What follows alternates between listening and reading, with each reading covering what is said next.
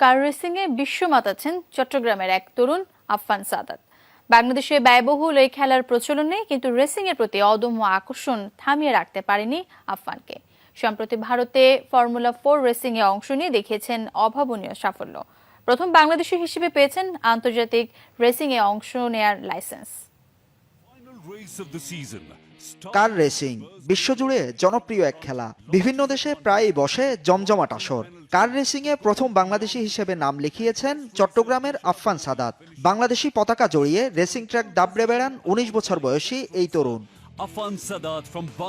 গেল সেপ্টেম্বরে ভারতে অনুষ্ঠিত ফর্মুলা 4 রেসিংয়ে ২০ প্রতিযোগীর মধ্যে সপ্তম স্থান অধিকার করে নজর কাড়েন আন্তর্জাতিক গণমাধ্যমের। আমার নিজের মাতৃভূমির ফ্ল্যাগটা আমি নিয়ে যখন বলতেছিলাম, ওইখানে যখন ইন্টারভিউটা আমি যখন দিতেছিলাম, তখন আমার মধ্যে আসলে এটা অন্য লেভেলের একটা ফিলিং, যেটা আমি কোনো এক্সপ্রেস করতে পারবো না।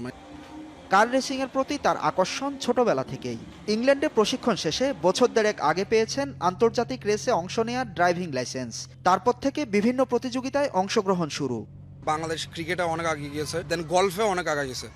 তো আমি চাচ্ছি এখন রেসিংটাও বাংলাদেশকে আরও অনেক আগায় নিয়ে যাক, যে মানুষ যাতে রেসিংয়ের মাধ্যমে বাংলাদেশকেও চিনুক। আফফানের সাফল্যে খুশি স্বজনরা। ব্যয়বহুল ইভেন্ট হওয়ায় খরচ মেটাতে সরকারি বেসরকারি পৃষ্ঠপোষকতা চান তারা। যেমন ব্যয়বহুল তেমন রিস্কি। গভর্নমেন্ট থেকে এবং স্পন্সর দরকার।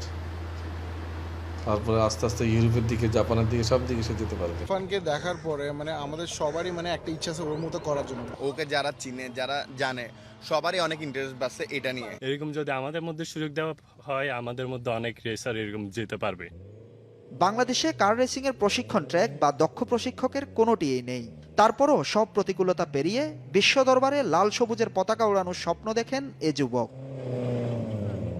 আমার মধ্যে একটা অন্যরকম একটা ফিলিং থাকবে যে আমি ইনশাল্লাহ যাব। আর লিমান্স কাপে আমি যদি একবার যেতে পারি, তাহলে বাংলাদেশকে সবাই ভালো মতো চিনতে পারবে। হোসাইন জিয়াদ, যমুনা নিউজ, চট্টগ্রাম।